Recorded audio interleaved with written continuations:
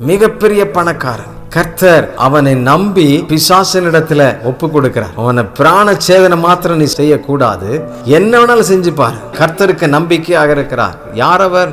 யோபு. யோபு 13:15 அவர் என்னை கொன்று போட்டாலும் அவர் மேல் நம்பிக்கையாக இருப்பேன், என் வழிகளை அவருக்கு முன்பாக ரூபகாரம் பண்ணுவேன், அவர் என்னை கொன்று போட்டாலும் அவர் மேல் நம்பிக்கையா இருப்பேன். எவ்வளவு ஸ்ட்ராங்கா சொல்ற பாருங்க. பிசாசு அவனுடைய சரீரத்தை, அவனுடைய குடும்பத்தை, அவனுடைய ஆஸ்திகளை, சம்பத்துகளை, அவனுடைய செல்வம், அவனுடைய உயர் பதவி எல்லாம் முடிஞ்சு போனது, ஒண்ணுமே இல்லை. ஒரு ஓட்டை எடுத்து சுரண்டி தெருவில் உட்கார்ந்து பிச்சைக்காரனை போல இருக்கிறான். அப்பொழுது கூட அவனுடைய நண்பர்களும் மனைவியும் கேட்கும் பொழுது அவன் சொல்லுகிறான், கர்த்தர் கொடுத்தார், கர்த்தர் எடுத்தார், அவரையே நான் துதிப்பேன், அவரையே நம்பிக்கையாய் வச்சிருக்கிறேன். இறுதியாக என்ன நடந்தது? இந்த விசுவாசத்தின் வைராக்கியத்தினால கர்த்தர் செய்த ஆசீர்வாதம் என்ன?